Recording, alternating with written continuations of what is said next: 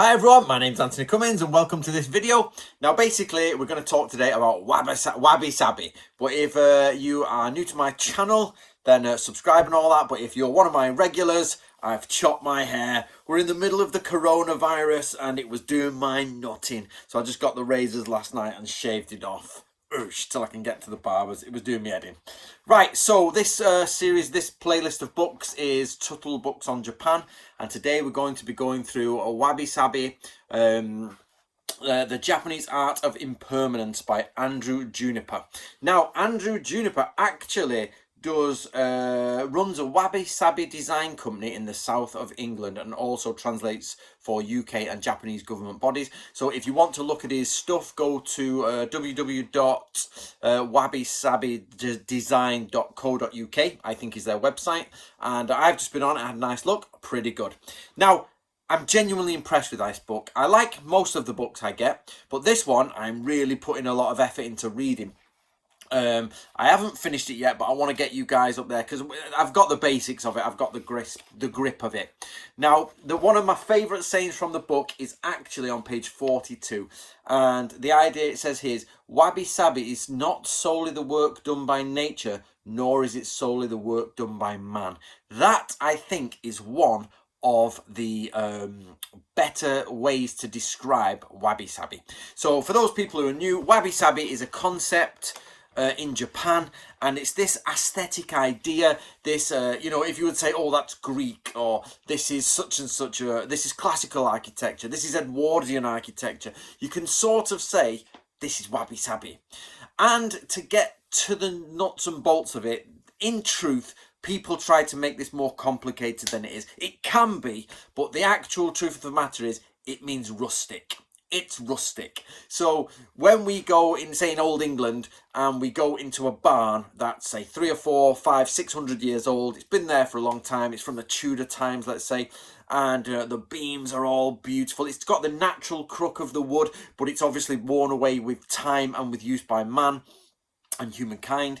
But then, of course, we've got now nice sort of tables and chairs in there, and it's maybe not a cafe per se, but like a quiet restaurant that's all got the exposed beams and exposed brickwork, and the bread, like whatever the bread comes on, it's slightly off. It's not machine cut, it's the natural wood that's been manipulated by man. And then the bread, rustic bread, not perfect bread in the chopped, no, bread that's slightly out because it's like they haven't put it in a tin and made it mass manufactured, which in England we would call rustic, and in America, I'm not sure about America and their rustic idea because it's a lot younger than ours. So whereas in England you can get things like 1,000 years old that, very rustic, and that type of thing. So Wabi Sabi at its basic element is what we would consider as rustic, and it's very fashionable. And you could actually argue that the move towards the rustic life here and the love of rustic actually has its roots in Wabi Sabi from Japan. Because remember,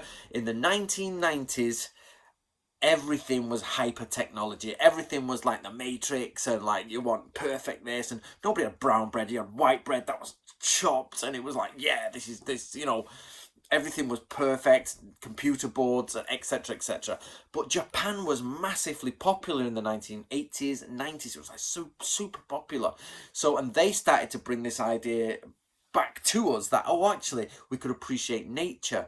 And and anybody, when I was a child, who lived in an old cottage in the countryside, no internet, and they lived in the old cottage with the old wooden beams, not poor, but you thought, cities were where the expensive where the money was, where the expensive houses were. But then when the internet was invented, there was this turnaround, and all these old houses got suddenly done up in a rustic style, and the love of Japan sort of dipped, which it has done now, and this idea of the sort of the rustic English house has come back. That doesn't mean it didn't exist in the past, it did, but now we have a new understanding of it, maybe because Japan brought back to us the love of half nature, half man. So I do love that saying by Andrew here, this half nature, half man.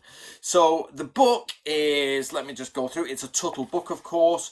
It is 164 pages. Let me just go through the the table of contents with you guys. So the development, so the history of Wabi Sabi, development, Wabi Sabi in Zen, and really enjoyed Wabi Sabi in Zen, and Wabi Sabi in the tea ceremony, culture, leap of faith, Wabi Sabi in Japanese character, Wabi Sabi in art, then it goes through the arts, then it goes through design, and the spirit of Wabi Sabi. Now, what I've really enjoyed at the minute is the tea ceremony and Zen one. I've got further than that, much further than that, but I really enjoyed that because I wrote a book. Where is it? Where's it gone? Here it is.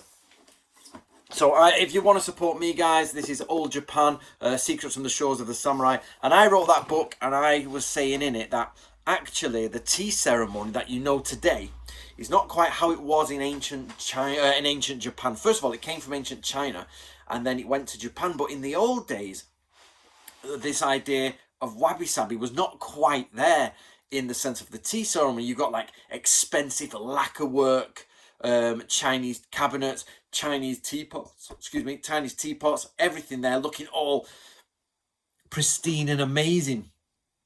And the idea that you would have a tea ceremony and show off what you've got.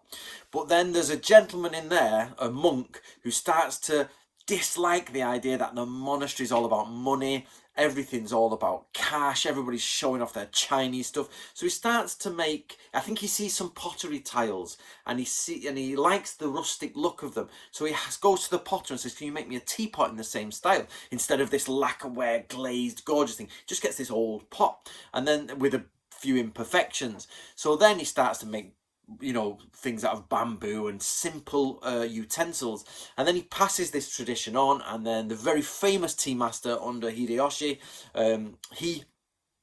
very famous one, he then takes this further because he's possibly a direct student of that guy, and then this explosion of Wabi Sabi. So Wabi Sabi has been there in Japan for a long time, this rustic attitude, but actually it's not as prominent as people think when they try and go back, and especially in films and movies and documentaries, they always go back to this sort of traditionally Japanese rustic setting, but actually it wasn't like that before about 1550-ish. You're sort of going more like, look at my Chinese stuff, look at my expensive imports. Then they get very nationalistic. It's very much the Japan is the top. They like this Zen aesthetic. Zen gets big in the 1300s with the Kamakura era, and that shoots up, and Zen becomes popular. Zen then obviously likes to go back into sort of like half nature, half man-made. Great saying there by Andrew.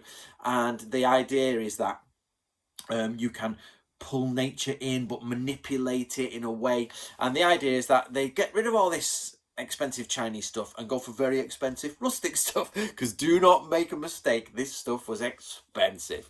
It was cheap to start with, but once anything becomes cool, it's expensive. It's like in the old days, white bread was expensive, brown bread was cheap because nobody wanted to eat brown bread, they wanted refined white bread. And now brown bread is like 3 times the price of bloody white bread because it's got rustic loaf. So if something is popular, it becomes expensive because people are willing to pay for it, and Wabi Sabi became very popular.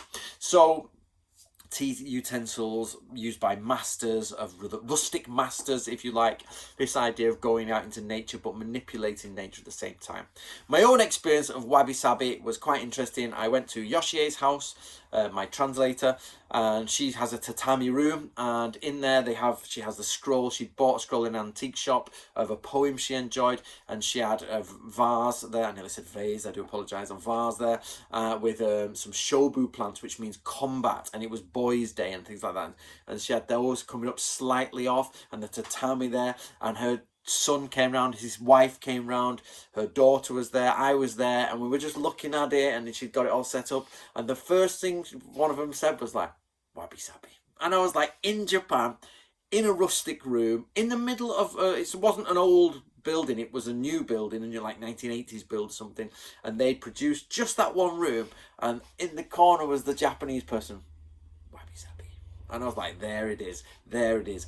Quite rustic in its positioning. So there you go, guys. This is part of my Tuttle book, reviews. So please, I would recommend, if you're interested in the aesthetic behind the samurai, and if you're interested in tidbits of information, like for example in here, something I'm going to follow up on, but I need to check the the, what's it called, the references, is he says the reason you hang a scroll in the tea room is because one of the first tea masters, his student, after he died, hung up one of his calligraphies, and he from then became very popular. So actually before that there wasn't calligraphy hung up, it was just Chinese chests and apparently even sat in chairs. That's from my own research, before in the tea ceremony. So there you go, guys. Get yourself this. It's called Wabi Sabi, the Japanese art of impermanence, meaning it's not permanent. When the Greeks set something, they set columns to last. They make things to last. And this isn't. It's about movement, transition from nature through man to decay to death and a new place. It's forever being. Wabi Sabi is about being between usefulness and decay. It's before decay has set in. Decay is not there, but it's not new. And it's on its decline, but still usable. That's the sort of Wabi Sabi aesthetic as well. It gets much more complicated. You can go into it as deep as you want, but get your head around rustic Japanese ideas and get yourself a copy of that. I really enjoyed it.